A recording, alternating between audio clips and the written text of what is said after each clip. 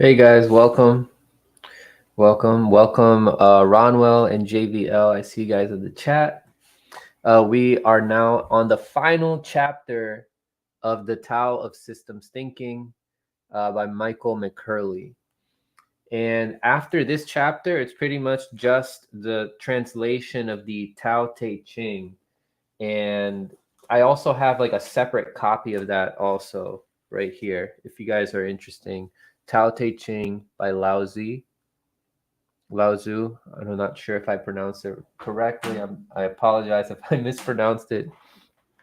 Um, what's up, Ricky Berwick's mom? It's good to see you. But yeah, let's get into this again. This is a great book for helping you guys think in a more uh, in a systems way, like seeing how things are all connected to each other. Something that's really important in politics. It makes you look at the bigger picture and understand why things are the way that they are. All right, so we get to chapter 9 here, called Wisdom. One who is brave, so this is 73. One who is brave but fears will perish, but valor without fear is survival. If we overreact to systems, our responses will be controlled by them. One way to conquer is to understand a system without fighting it. 9.73. What will and won't succeed? There's an old adage which says, fools rush in. This is wisdom if we follow it. Overly sure and reckless people are often wrong and frequently lead others to nearly any place except where they need to go. It makes sense to consider what we are about to do carefully.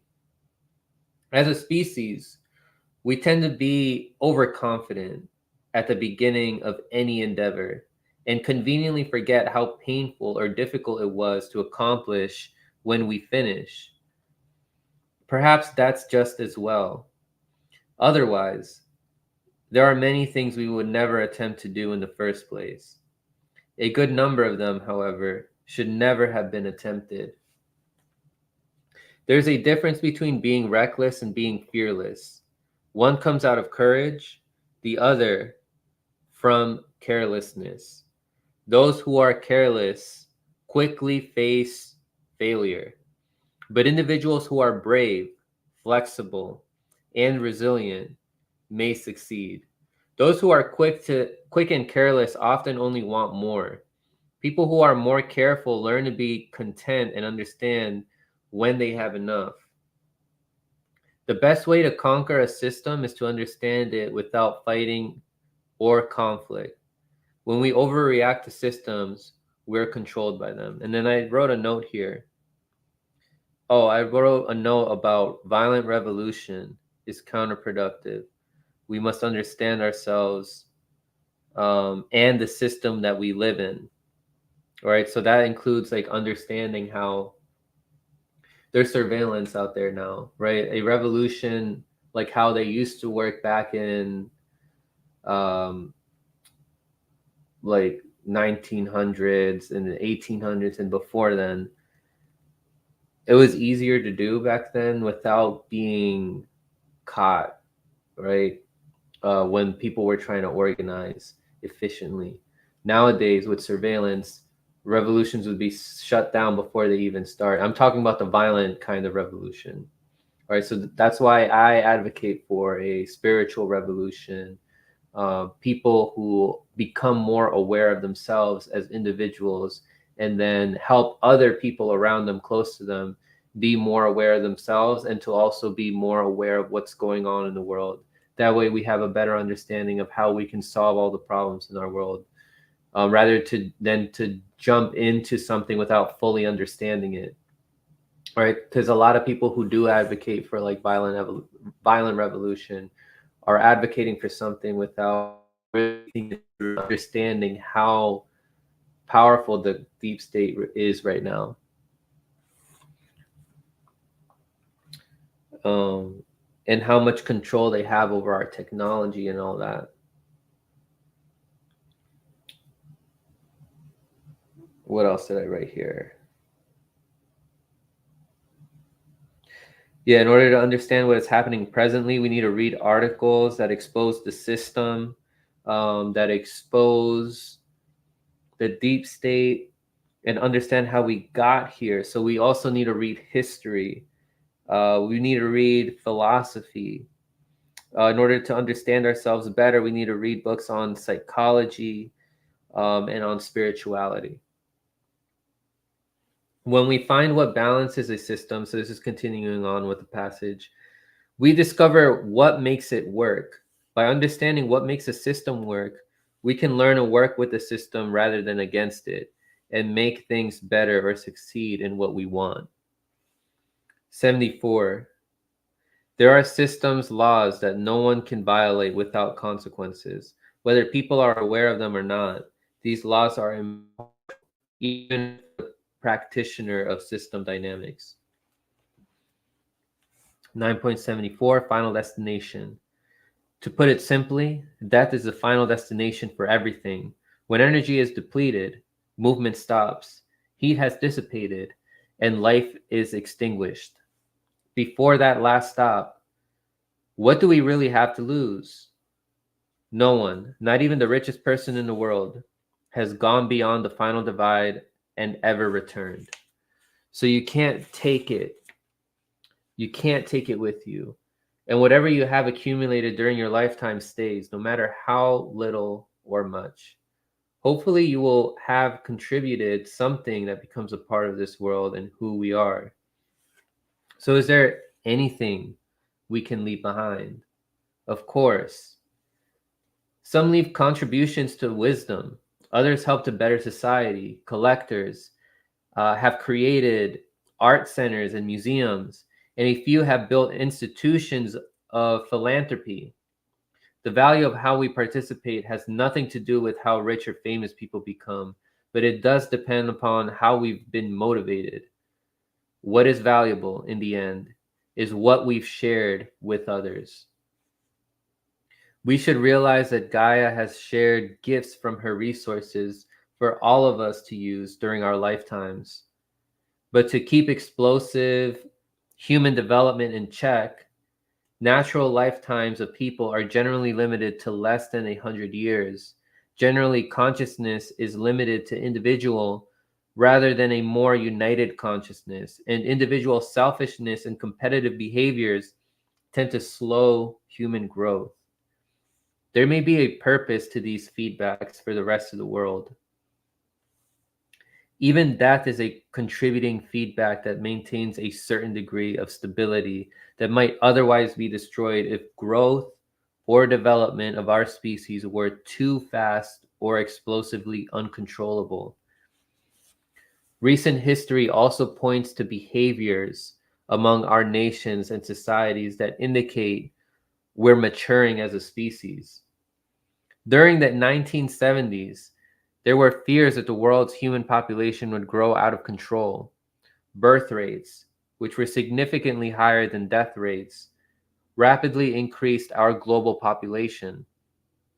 Simultaneous advances in medicine also reduced death rates in many countries, and as a consequence, the gap widened between birth and death rates.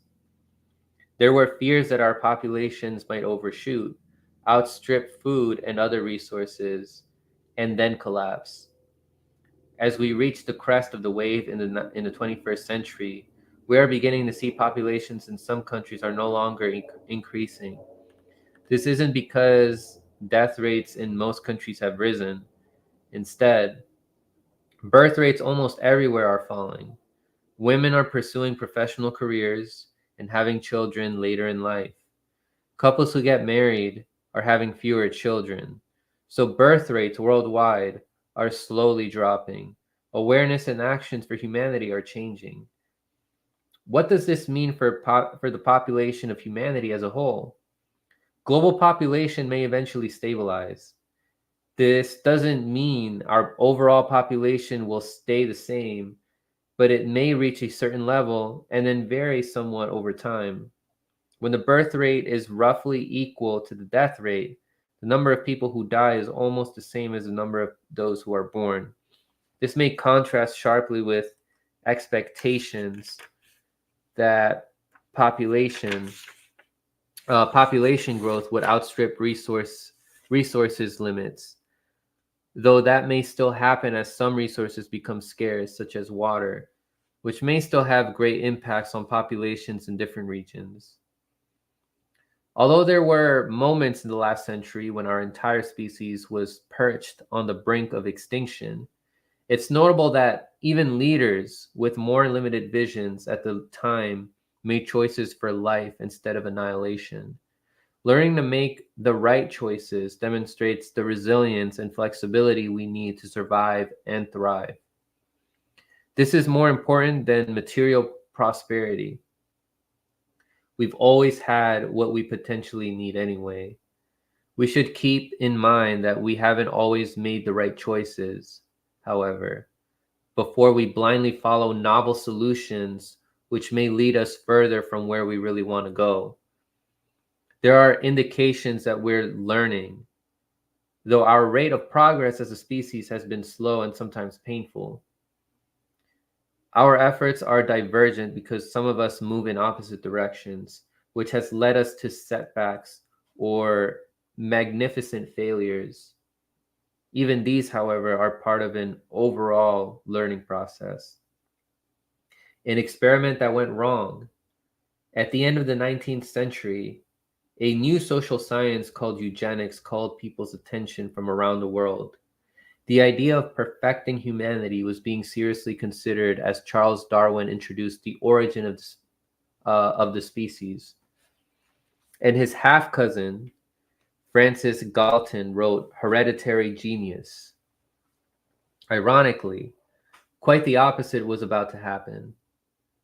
How would human perfection be possible if inferior members were mixed in our populations who were mentally, physically, or racially unfit?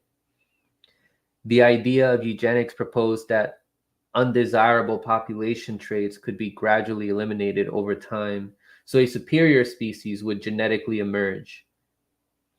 What people didn't consider carefully was how those undesirable, quote-unquote, elements of humanity would eventually be eliminated. Efforts to begin doing this were limited at first, but gradually these were implemented in England, Europe, and the United States, and then were taken to extremes by Nazi Germany.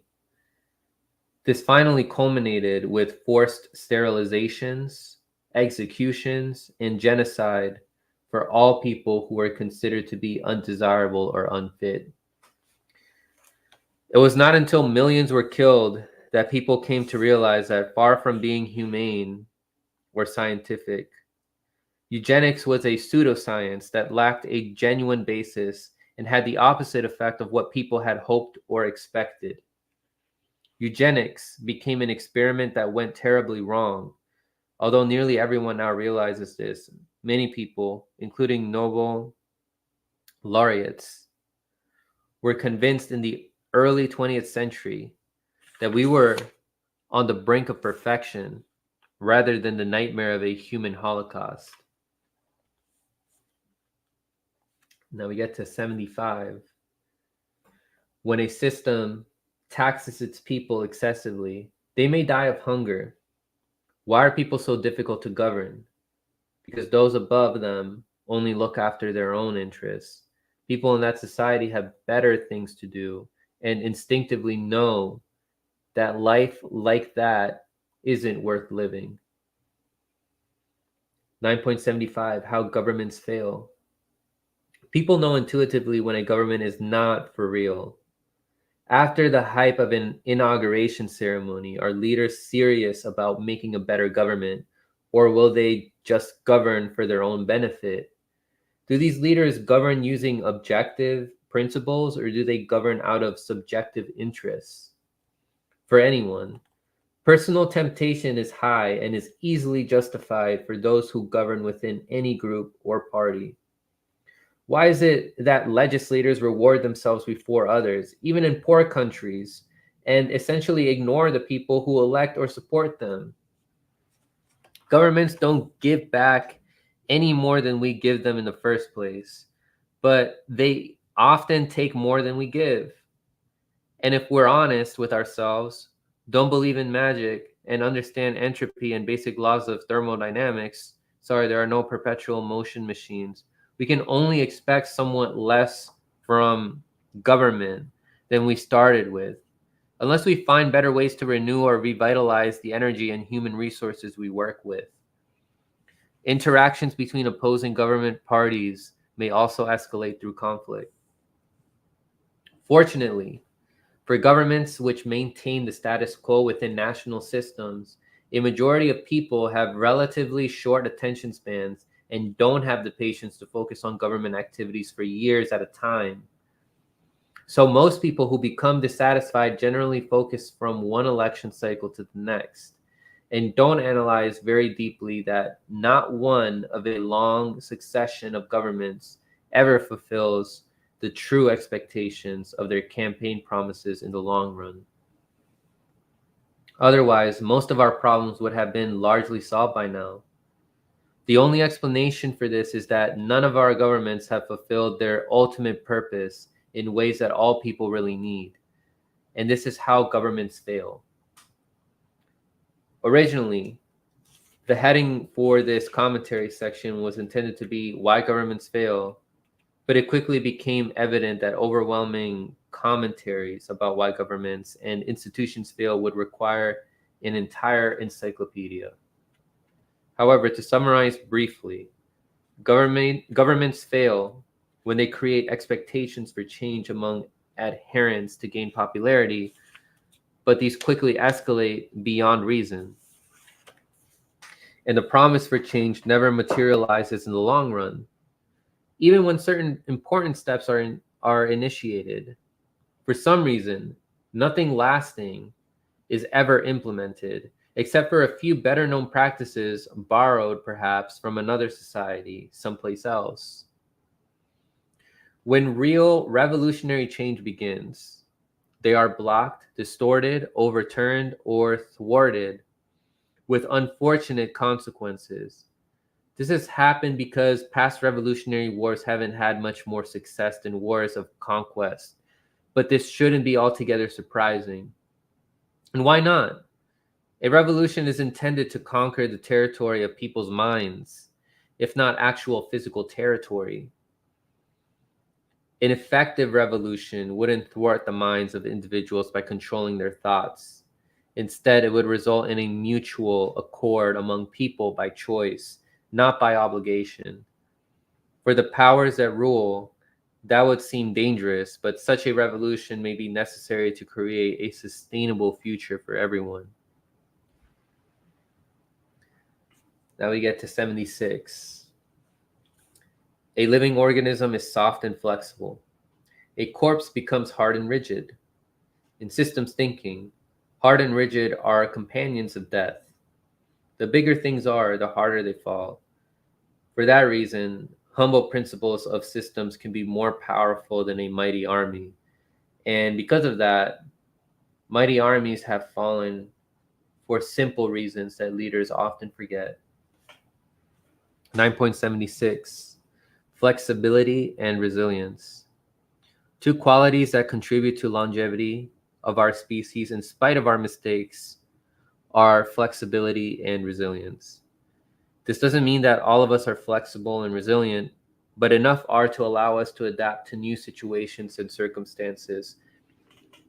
This helps us to survive, perhaps even thrive, if we use our opportunities to do so.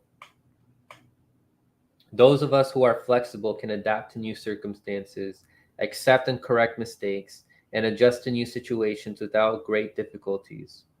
Such people do well even when they face adversities, or perhaps because of them. People who are resilient develop capacities to confront the hardships they face, implement novel solutions to problems, and handle difficult situations without emotional collapse. This doesn't mean they will always succeed, because in some cases they won't. But the fact that people are flexible and persistent increases their success rate to the point that they can make significant advances in whatever they set their minds to. This aspect of human nature gives us reason to hope about the future.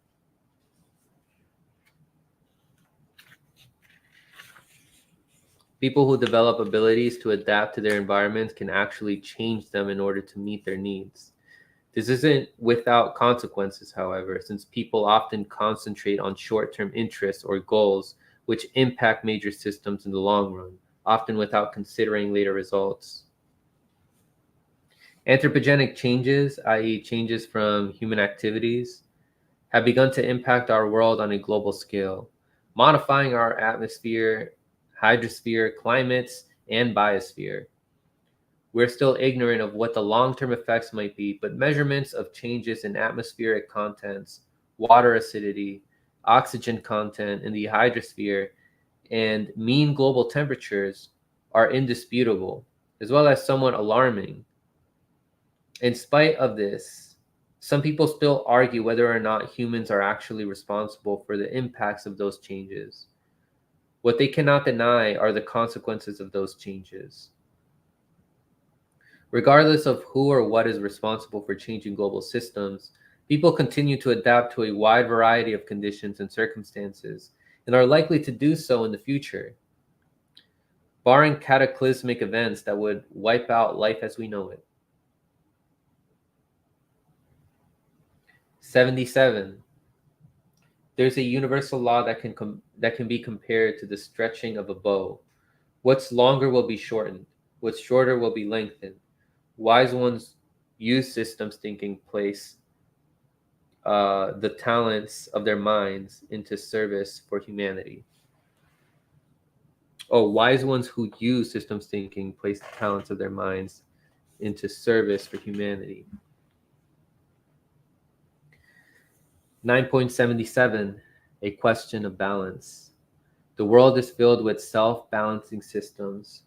Although we may attempt to change or disrupt them, these systems have a tendency to counterbalance or adjust to anything that is done to them and revert to a new balance. Earth is a resilient, self-balancing system.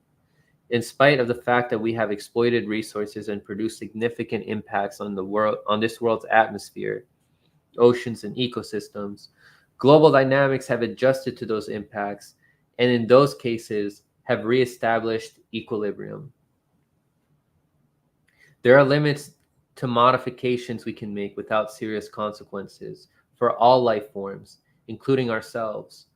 Ultimately, whatever we do will have lasting effects on our future existence, whether we recognize this or not. This form of global karma is inevitable. Is there really another world we could move forward or back to? Either we learn how to manage our lives with the resources of our planet, or we might as well forget about going elsewhere or going anywhere at all. Our challenge is to find harmony and equilibrium in the system we interact with.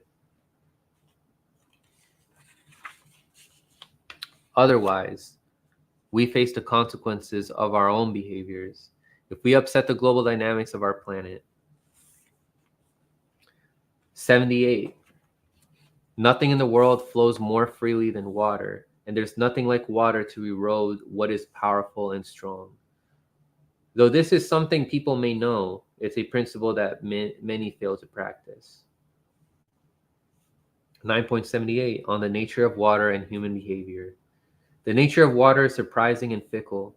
There's nothing like a placid lake or pond to calm the soul, or the overwhelming power of a tsunami, or the overwhelming power of a tsunami to terrify us.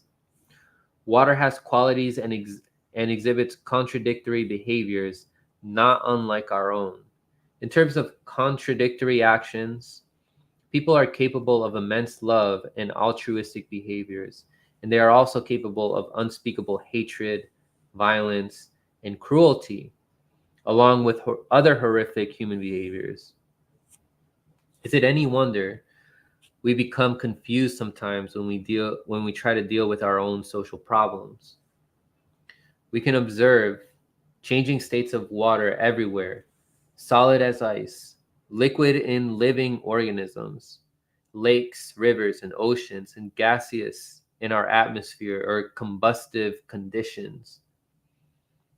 Water is one of the most versatile and changing compounds we could ever encounter, without which wouldn't exist. Hydrogen and oxygen as elements are more reactive alone than in water as a compound. Changing states in the nature and behavior of human beings among all species of this planet are equally ing. Homo sapiens is the most versatile and changing creatures of this world. This has impacted our planet and one another in numerous positive and negative ways. Changing states of human behaviors among people are sometimes perplexing, given that we demonstrate love and solidarity in our families and communities, but may betray one another or fight with our neighbors for reasons which are not justifiable, other than because of fear, greed, or selfishness. We behave differently as individuals or as groups in societies. And although we justify certain behaviors and subsequent consequences, these aren't easily reconciled since there's a duality of individual selfishness that contrasts with group cooperation as these behaviors evolve over time. A difference between this planet we inhabit and ourselves, however, is that while one is absolutely essential to the existence and well being of life, it isn't so clear we are essential to anything else except ourselves. And even then, there's some doubt from the behaviors we exhibit at times with one another. Nothing is quite what it seems. Many system behaviors are counterintuitive, including human behaviors. The way systems actually work often turns out to be the opposite of what we expect.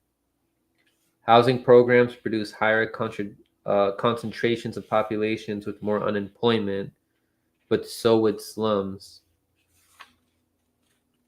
Drug control operations to reduce the availability of drugs often produce higher crime rates. Social programs of popular governments deplete public finances through deficits, which create economic recession. Whatever we do has unanticipated consequences. New developments may also arise from creative destruction. Before we leave this on a negative note, it's worthwhile to notice that people have begun to recycle waste and neutralize and reutilize what once was discarded. We have stepped back from nuclear destruction. We have greater respect for social and cultural diversity, and we've also begun using renewable forms of geothermal, hydroelectric, solar, and wind energy. And I added a note here. The author is still in the matrix when it comes to these issues. So check out Planet of the Humans. It's a documentary that you can find on YouTube. It exposes how solar energy is it still uses fossil fuels. It still uses so many resources out there.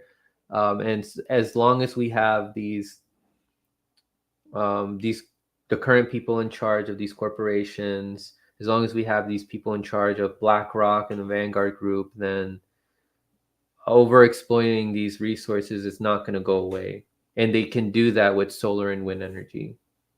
At least the intention of caring about the environment is there for a lot of people. However, they're not informed enough about how counterproductive solar and wind are. All right, in order to solve these issues, we're going to have to reduce the amount of energy that we use on a daily basis. We need to educate ourselves, and we need to educate our community. And then we need to be less dependent on these corporations and be more helpful and more dependent on our communities, our local communities. We got to build stronger communities. Those who are aware will be more prepared. Okay, I forgot this part too. I forgot to read this part. Although we have responded with these improvements for a relatively short period of time and dedicated only a small fraction of our efforts to these issues, we start from wherever we are standing.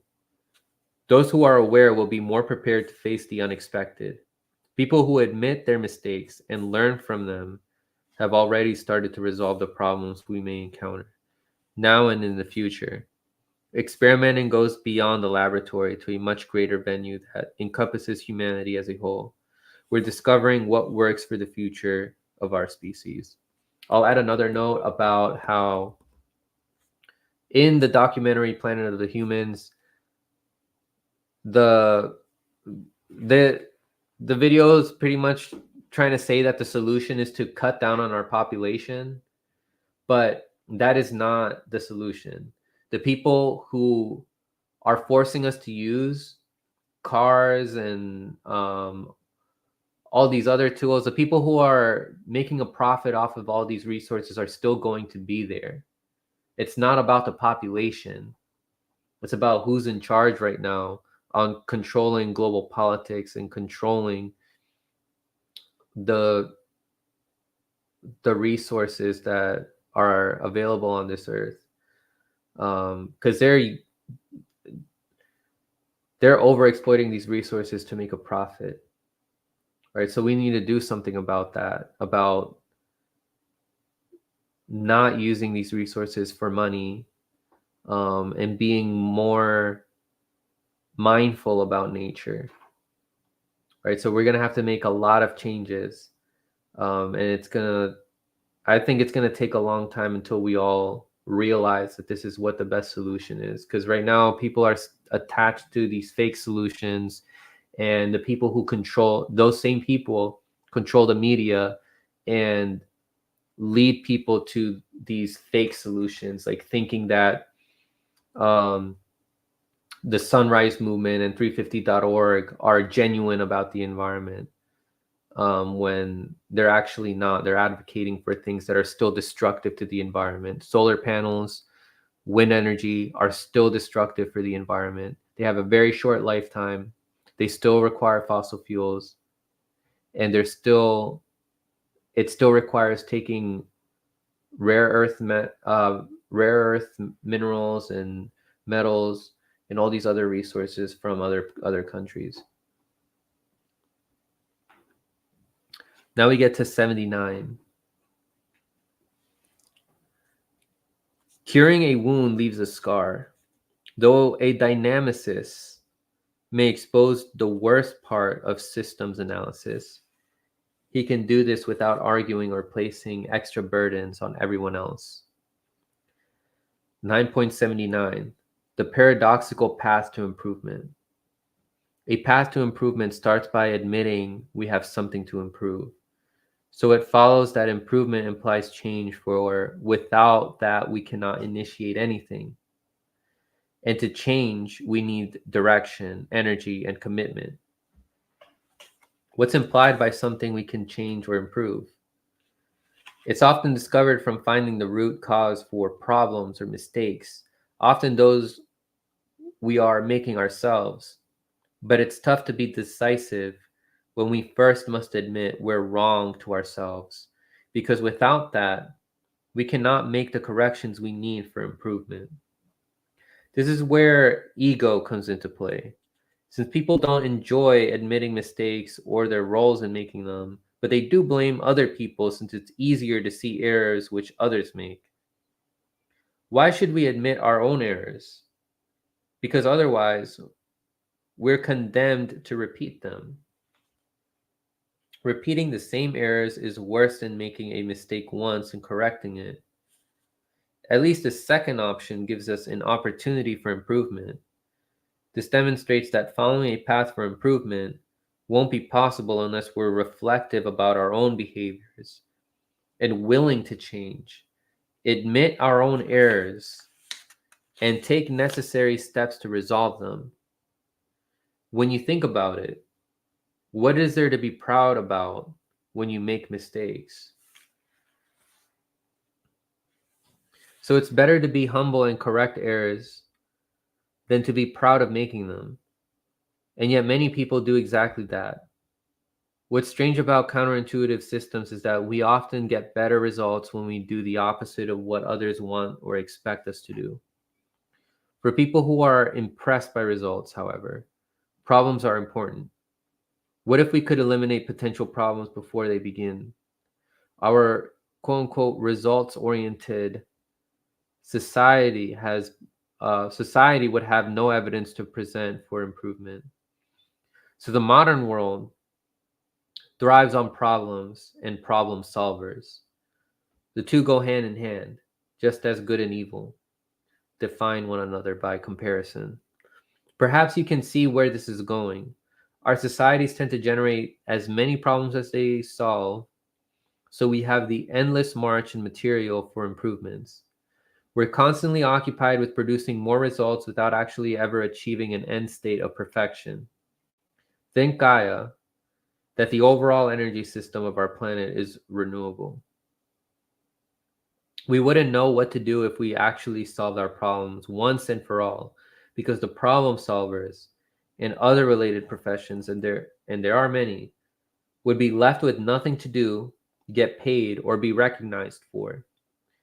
Strange as it may seem, our world is set up to treat the symptoms of problems without ever solving them. And the people who solve temporary issues wouldn't appreciate being left unemployed. If we were able to stop crime, should we fire the police force? So it goes without saying that people could find other things to do, but try telling them they could change professions and see what happens. As mentioned before, real problem solvers wouldn't be appreciated because of the paradox that no one is ever recognized for solving problems, which never happened. Where would a savior be if there was no one to be saved? Unfortunately, we will feed on our problems until we learn somehow to let go of our obsessions. Thus, we make weapons as a deterrent to others who make weapons to deter us. A few people take more to become rich and leave others without what they need. Circular reasoning has the advantage of being understandable to those who only see one side of an issue. Now we get to 80. A small country is subjected to many systemic distortions. Actual boundaries of such systems are difficult to define and are often inadequate. Small systems are often afflicted by the external influences of larger ones. 9.80. Minor mentalities. What can we say about minor mentalities? Although people could focus on greater things, village-minded, egocentric citizens tend to lose touch with the roots of who they really are and focus on inconsequential activities as if these were important. They lose sight of other things which are critical on a larger scale and could uproot their lives if left unattended or ignored. Think California burning and the flood of New Orleans. Although a village mentality seems nice, it isn't so nice when we ignore that Earth is a global community, which all of us share. This goes beyond personal concepts of beliefs and charity. Other people are reflections of ourselves. We're not practicing kindness by allowing poverty. We're not fighting for liberty and justice if we take up arms against one another. We're not practicing real democracy without equitable economic opportunities. We have no moral authority if we wage wars which kill other human beings, allow people to die of starvation, or refuse to care for the old, infirmed, or sick. Although people may think specifically in terms of beliefs, neighborhoods, or personal interests, we need to think in larger terms for a respectful coexistence on our planet as human beings. This counts for more than us as individuals or our species alone. We also need to develop a healthy respect for all living species because we are as much a part of life. We are as much a part of life as it is a part of us. People somehow ignore what we need most. We need to include everyone. Thinking globally, acting locally. Earth has the resources everyone needs. We only sell as a means to redistribute them. Distribution isn't rocket science, but we call it economics. What others might call most versions of economics, enlightened selfishness. Once we invented money as a means of exchange, we never looked back. Banks are the new religion of the ages. People flock to their temples every day, except Sundays, out of respect for other religions. Branding is the ultimate way of saying, I've got this, but you don't. So, what does that imply about equitable distribution? Education taught us to compete when we could have learned to do otherwise. The biggest questions for many: what do others have that's worth competing for? How can I get more? Governments Governments shouldn't be divisive, but since we discovered politics, democracy has popularized empty rhetoric, partisanship, and unending political arguments. If governments actually worked as they were supposed to, without self-serving civil servants, where would we be now? We should be able to see from the preceding comments that the saying, to give is better than to receive, is not just charity, it's common sense. And then I just want to point out a quote that we just read that I think we should all start thinking about more. Thinking globally, acting locally. That's a great quote. Thinking globally, acting locally. Thinking globally, acting locally. Understanding how the world around you works, which would include reading history and reading present day material, present day articles, but also thinking critically, right? And also taking action locally, because that's where you have the most impact. That's where you can make the most change locally. 81. Sincere words are not agreeable. Agreeable words are not sincere. People who ask for help may blame the messenger, but the analysis of a system isn't meant to be negative. A wise person knows how to explain even what is difficult, to accept and at the same time avoid conflicts. 9.81 Fully aware. How many times have we heard speeches filled with agreeable phrases and learned to ignore them? Or when we have heard the vociferous denunciations of politicians, we've ignored them as well. Would we do this if they were seriously intended? The rhetoric of politics is not to be taken seriously, and yet it's said that we then ignore what requires our greatest attention. We ignore that we need to become conscious and aware as a species, not just as a few isolated individuals, not as a single Mahatma Gandhi, but all of us. It's not about the smartest guy in the room. It's about what we can do collectively. So the intelligence that matters is collective intelligence. And that's the concept of smart that I think will really tell the tale. That's a quote from Peter Senge. The problem now is that most of us give lip service to what we have learned through knowledge, but rarely from what we have lived or learned through wisdom and experience.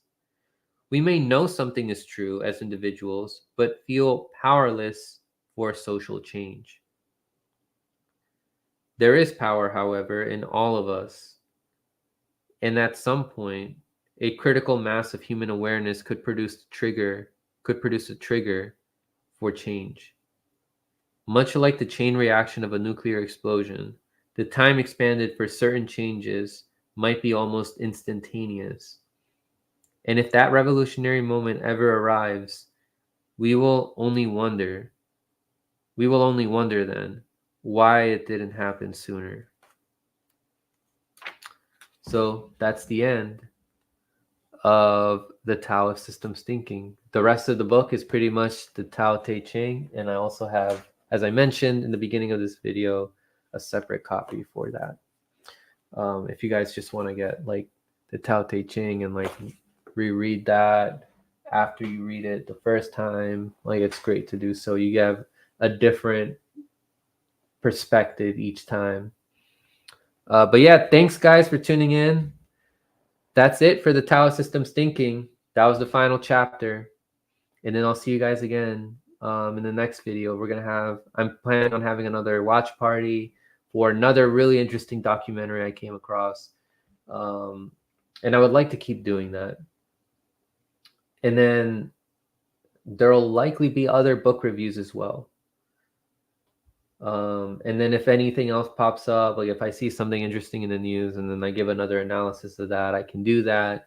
I'm trying to bring back interviews, but recently I haven't really seen anything or anyone that sticks out to me that I can bring on. I also have don't have as much time on my hands to do something like that. But if it ever comes up, I'll probably do it, like a good interview with someone.